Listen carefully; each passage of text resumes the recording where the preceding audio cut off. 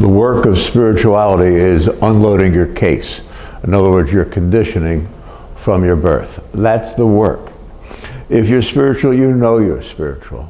And if you're not, many people think they're spiritual because they read a book or they care about this or that. But spiritual means you're wrapped in awe of the divine presence 24 hours a day, forever. I'm not negating the presence or the reality or the mindset of someone who thinks they're spiritual. That's wonderful. What I'm saying, there is an actual spiritual condition that we're going to go into deeply today that involves not having a case, being transcendent of all the problematic conditions of our life. Daily life, our personal history, family, whatever, it's gone in a beautiful puff when we understand that we're not here, that the world never was, that's what spirituality discusses. We're not talking about religion. There's nothing wrong with that. Every stepping stone on the way to God is a stepping stone on the way to God. But spirituality itself, the condition of spiritual illumination, enlightenment, whatever you call it, being a spiritual person means you're not here. My friend Rosamond was chief counsel of NASA Ames, and she lived with this, and she taught people how to listen and be there, and she was deeply, deeply involved with her spirituality and developed many, many methods of deconditioning the people around her. When she went on the base, she had on the back, when I was thinking, she's chief counsel of a military base, and she's on the back of her license plate, it said, "This is not here," but she meant it. So it was very funny. She was a mentor that helped many, many people let go of their conditioned experience of the world. If you're spiritual and have stuff laying on you for weeks or days, you sit down, you write down 10 things that are bothering you. And then on top of that, and you acknowledge it, right? You don't just write it down, you move, not at a snail's pace, but slowly and gently, so you're not reacting to your own perception of reality. You write down 10 things that bothered you that day, and then 10 things that you achieved that day. I brushed my teeth, I got to work on time, whatever. Then write down 3 or 4 of your great spiritual experiences. In April of so-and-so, I had this experience and the heavens opened. And so whatever it is, to open and close yourself to, and close yourself back into your spirituality, which means to step away from the world, which is not here. Now this is the basis of all spiritual thought. The conditioned world, the world is not who we are, what we are. We are an open-ended consciousness, ephemeral, delicate, light, pure, true, kind, loving, decent, aware. And interspersed through that is this openness, where we see forever, literally. So I'd communicate with my friend Rosamond, and she'd say something, I'd say something. We were never really there. Does that make sense? So we had a perfect friendship, her husband and I, and whatever her children were like, because she wasn't there, so I could take part in her family life very simply, in and out when we had work to do together, and it was all an openness. The world doesn't exist, your conditioned life doesn't exist when you are spiritual, which is where we began. So use some of these techniques 2 or 3 times a day, and if you don't need to, you don't need to. I'm simply asking that we stay in touch with this openness of eternity called God. It's an intelligence, a kindness, a truth, a reality. More than anything, the universe is a person. It's the person of God. Our relationship to God is that God lives through us and is us. If you can contain that thought, and then use these methods to maintain that thought, always knowing there's nothing wrong with you. the conditioned person we are. I went in the service at so-and-so, I got educated, I this or that. I saw Rosamund yesterday. No, I didn't see anyone, I didn't go anywhere, I achieved nothing, and I am nothing related to this world. And then through that is an openness, a clarity, a purity, a beauty, of perception that's lighter than air, literally, and kinder than the daylight. It's always present, and it's always you, and it's always God, and it's always you, and it's always you, and it's always God. And it's a wondrous place to be. And from that place you have many gifts and abilities, spiritual powers, to change anything, to alter anything, and you're very, very, very circumspect and quiet about it. You're there for everyone around you. And today I want to discuss something that's on all of our minds lately, and it's justice. That justice prevail throughout the land that is not here, and justice that is not necessary, but it's necessary because we're in this world. Our reason to be here is to end this world, and it ends in perception. So when you're quiet, nothing sticks to you. Nothing sticks to you. Nothing. And that's when you're truly quiet.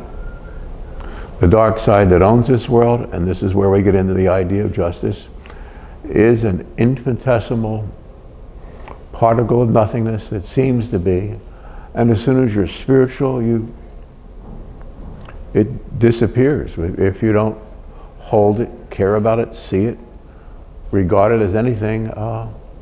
It's the old statement that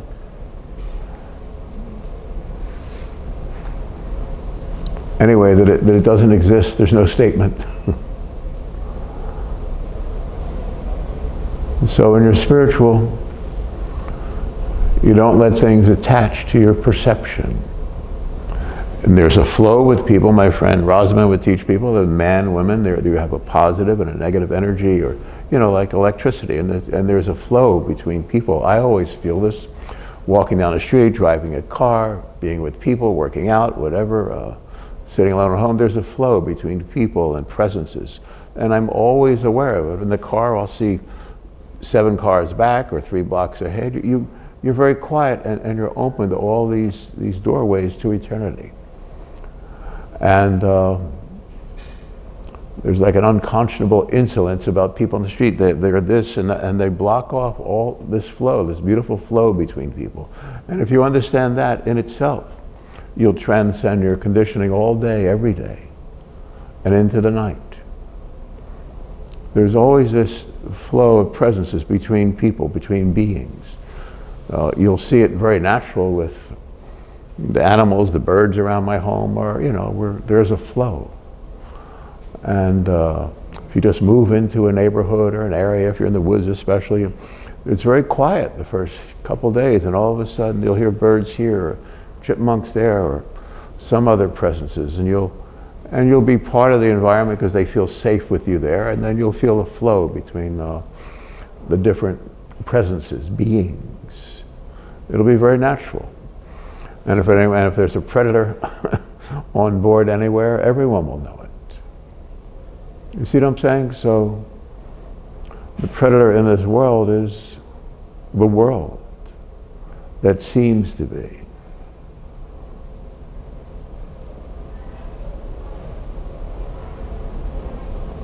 It never was. So if we feel things on us, sit down and write 3 or 4 or 5 things, or however you do it, or even in mind. Something's on your back, you feel it, you write down conditions about it and acknowledge them, and they'll flee from you. It's all about perception. Everything is about perception. And when you're very quiet, truly quiet, there's no perception. And that's the beginning of a flow with eternal God, the purity of the universe.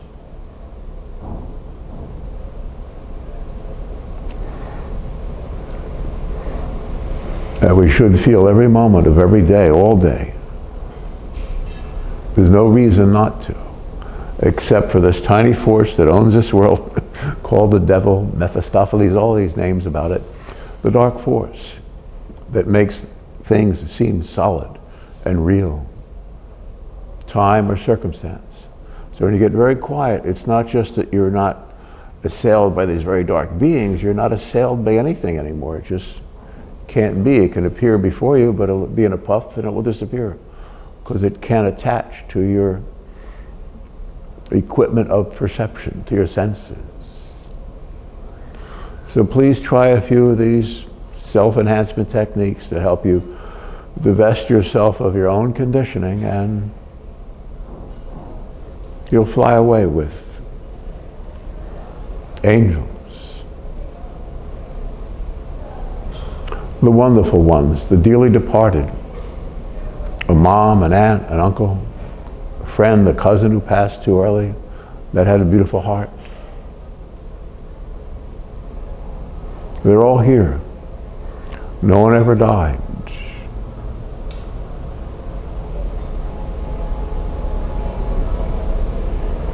When we're sane spiritually, we literally are not here. We're aware of the flow of presences and energy between people, so we'll do that because we're here to uninvolve good people from their involvement with the world. You are a spiritual teacher. So every time you address these issues with people around you that are loving, that are kind, that are intelligent, that are grounded, you'll help them let go of their case. You are a spiritual teacher. That's why you were born. Forget everything else. The woulds, the shoulds, what you've achieved or not, whether you have love or not. And know that the real issue of your life is to be what you are. Why you're here is to be a spiritual instrument of the Eternal One. That's your cause. It's your destiny. And you will fulfill it with greater ease now that we know that's our purpose. And I say that with greater ease because everything else is in perception, and so your perception, your field of reality will change very quickly. So if I'm saying you're here to be a spiritual teacher, like I saw my friend Baba Bedi in India, and he's a spiritual teacher, so whatever he did or said to me, sometimes 12 years later the thought comes back to me, or 3 days. So if I'm saying this to you, and then maybe your mom said something, or a friend at school, or whoever, whatever, and you'll start opening up. The basis of reality here is not from day one when you were born and then went to school and had the history of your life. No. Once you know you're a spiritual teacher, then these incidences where you saw something spiritual and then a year later or 3 months later, or I'm saying you're a spiritual teacher, then you realize those moments where what's real, they are your true history. Your history is the history of your soul and its involvement in this world through helping to uninvolve those you love and find open to the teaching. You uninvolve them from their involvement with the perception of this world being real. You are a spiritual teacher. So from now on in, when you see or feel certain things that are regarded in that context, you'll know exactly what's being said. So don't worry about the horrible things. There's no horrible thing that's happened to a human being that hasn't happened to me. But I understand that there's something that might be 2 months or a week later or 5 minutes or 10 years later, there'll be some way that I'm helping a person who has that difficulty, and I can help them walk out of it. Not that you have to walk through everything, every criminal act of the world and the unconscionable insolence of people who think there is no God. And that's the one place we want to talk about in regarding this issue of justice. It'll be final justice. When you cleanse the doors of perception, you'll see everything as it is. Infinite, endless, unbound, true, pure. There's a subtle ecstasy that is indescribable. It's the body of God. It's your soul. It's the heart of your mom and your loved ones. When you can live with that, then you realize you've helped so many walk away from the world in their perception. You're a spiritual teacher. And then you come to this thought at the last gateway of eternity to realize you're not leaving here until there's final justice to every person in the world who has a soul and is attached to their soul is truly and forever free. So I talked about the term I just used, unconscionable insolence, of people who don't believe in God. And you know that one. So you'll corner that one. Not by attacking it, by being quiet. It will come at you and you'll give it nothing. And you'll give it nothing.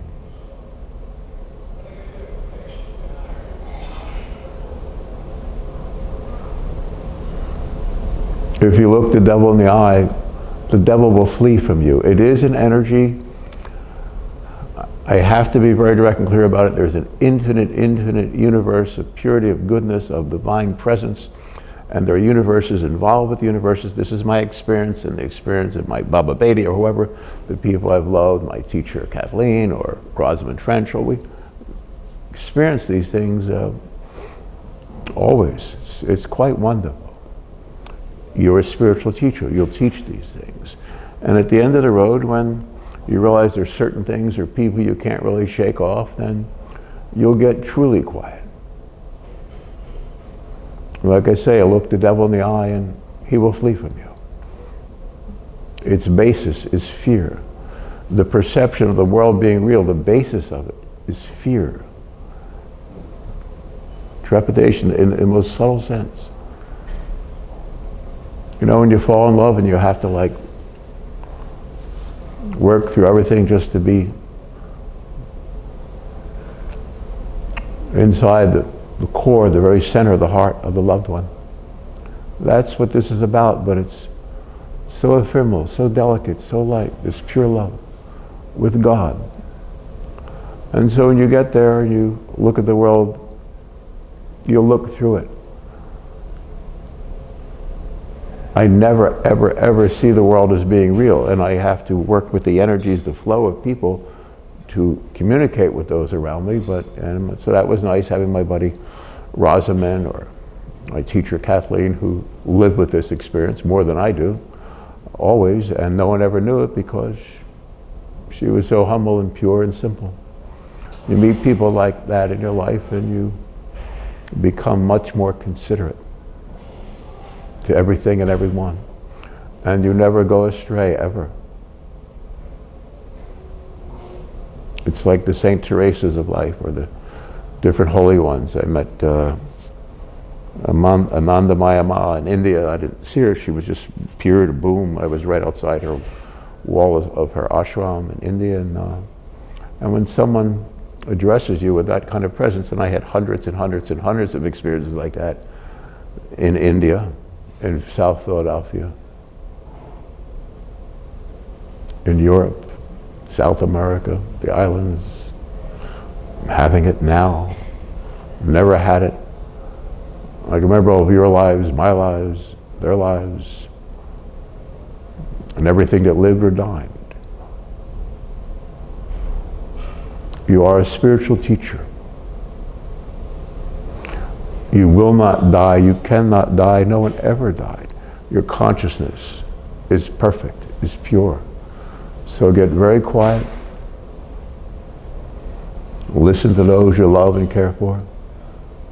When you see someone that's teachable, teach. But these incidences of teaching will happen in very unusual ways all the time, and you'll be ready because you're aware of these different flows of energy, so you can step right in. My buddy Greg is a master martial arts teacher, so I'm not going to teach him. I'm not going to put my hand on his shoulder like I will with Donna. But I will address all the different flows of energy that he has, or she has, or Rob has, or you have, or I have, or heaven has, or the earth has. It's quite wonderful to fall in love with eternal God, whose only thought is to be you, 1000%. You are God's hero. You incarnated, as it were. You became seeming a person in this world in order to help. You gave up divinity. Do you understand what that means? To become like everyone else because you sense, well, how do you get in there? So I have to be like them. So I'll be born and I'll be in the middle of it, and then I can communicate and be the spiritual teacher that you are now, that you were born to be. You are a spiritual teacher. You'll teach, you'll heal, you'll correct, you'll encourage, you'll care, you'll influence, you'll aspire to with those who are aspirants, and you'll sit purely and quietly.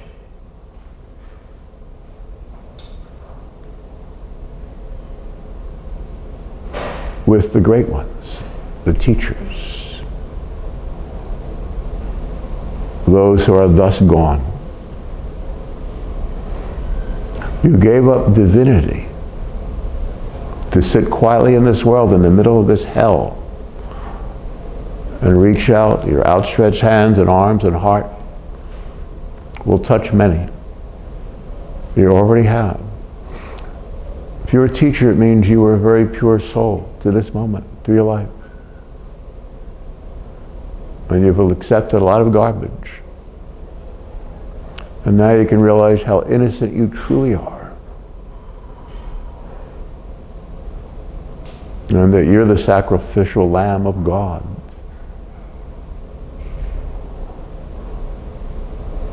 Your greatness cannot be described. Your purity cannot be understood by those in a lesser field.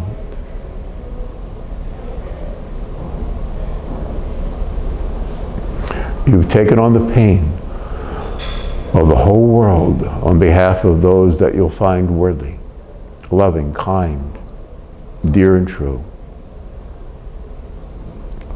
Start with your mom, a friend, a neighbor, and it will just simply happen, and you realize everything you've been through in this life up to this moment has been choreographed by your own soul so that you understand exactly how and where and who to communicate with and to present the teaching.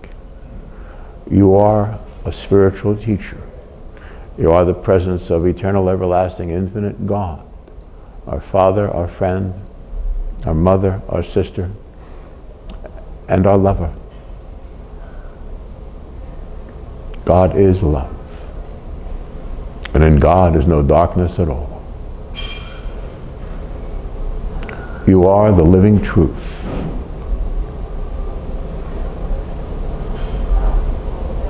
You will fulfill a most spiritual destiny. Your kindness is more powerful than everything you've ever considered to exist.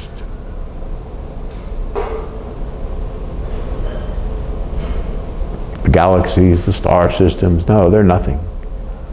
They're part of the illusion. It's just to project it on a screen and look through it. You'll see God. You'll see this openness, this wonder. You'll see your own body.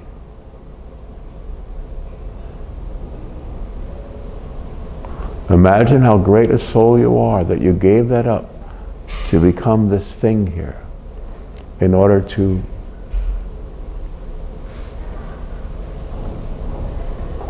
heal and care for those, again, that you find worthy. In other words, everything except this little area, this thing called the devil, that requires final justice, and that'll be done at your hand soon.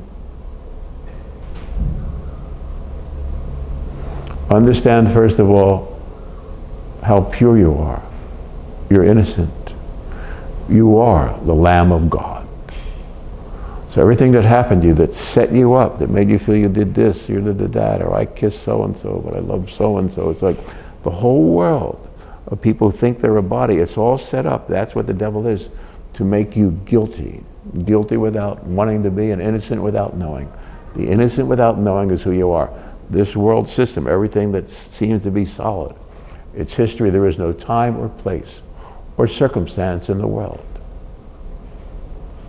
When my friend Rosamond rode in her car to the base there, her husband was a CIA friend of mine, Peter, and I would look and laugh because it's like, it's a very serious, closed down facility, but she said, this is not here, and it's how she got away with it is, in a serious place like that.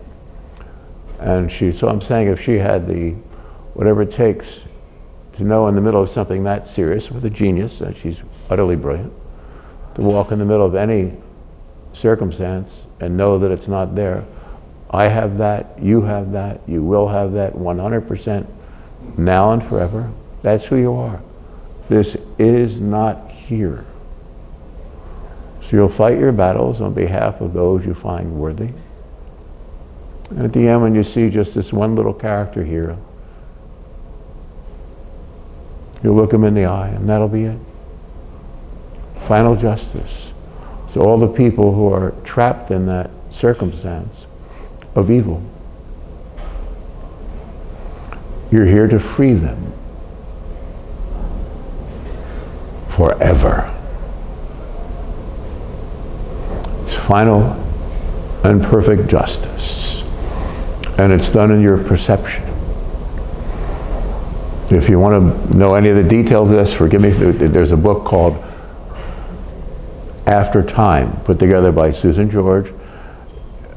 It's a book that I wrote 15 years ago, and Susan made an absolute divine work of art out of it. And just read that, and so any little possible thought about this world, any circumstance in it, is covered in a very beautiful, poetic way. And of course, we have remarkable art throughout it that a friend of mine put together for the book, and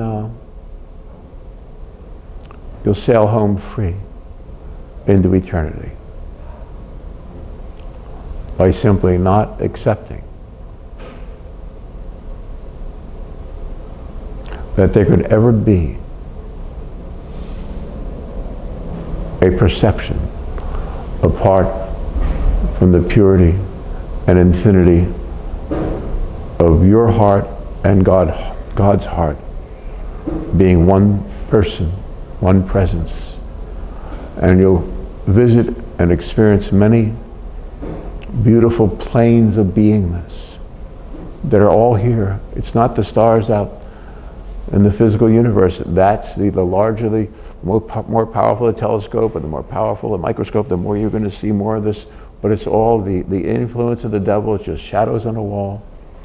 Every spiritual person that's ever lived, every mystic, read their writings, you'll find the same thing. Let it go. Let it go.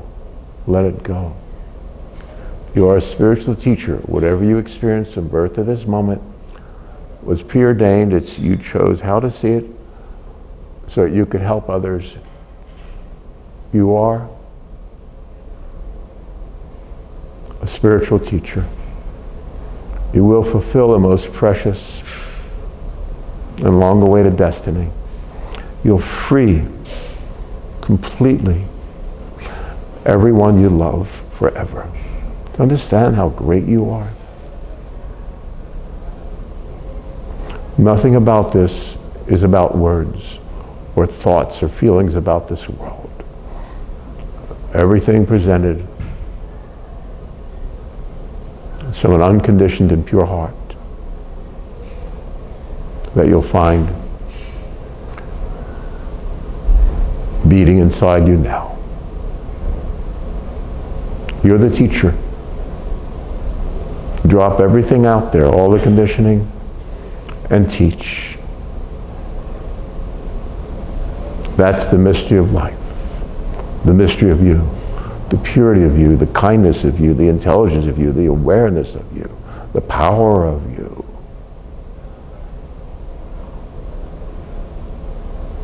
You're more important,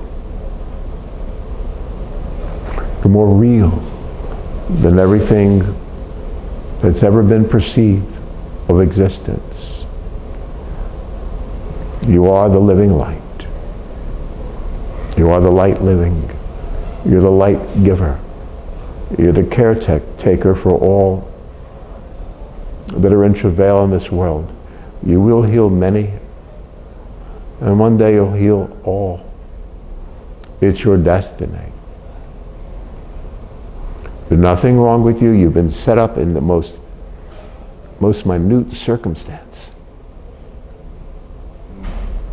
And you know the bodies are not real. You are this presence, and you'll decondition yourself through your conscious recollection of what you've lived through. And you'll bring so much happiness to so many. And the dark one stands up in the middle of it here and there to throw you off, then you'll be thrilled to know that it's already accounted for before you were born. You saw this. It's no big deal to see all this. I can remember the moment of my birth right now, or your birth, or whoever, or death, or because none of it really is. Your mind is open to eternity.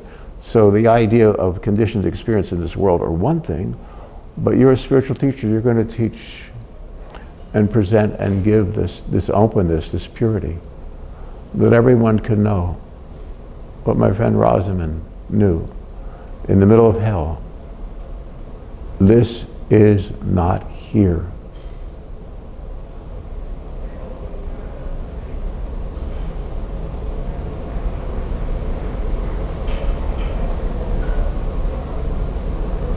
You are a spiritual teacher. Forget all the histories of the world and the family experiences or anything. You're eternity incarnate. You're this pure, ephemeral love of eternity that is the true presence around and through us always. You're here to teach that to every decent person you'll meet, and you'll realize back in your life where you've influenced many people. It's problematic that very rarely do people tell you how much you've influenced them, but when they do, remember that there are 50 other people that didn't tell you. Keep being kind, good, and caring, and decent, and friendly, and pure, and fearless and friendly. I'm not afraid of that. It will always yield. Always. And sometimes things will be on you for a couple months or days or whatever, and you'll figure it out, and you'll see where and when, and you'll learn all these different things of beings or presences with people from previous incarnations or things in here. It's all, I'm simply saying it lightly because you'll relieve so many people of so much. And if no one ever tells you how great you've influenced their existence, just always know you are the teacher. You are a spiritual teacher. And this presence emanates from your heart, mostly, and from your quiet, fully, and from your soul, absolutely. You are a spiritual teacher, and it will happen in minute ways and large ways throughout your life. And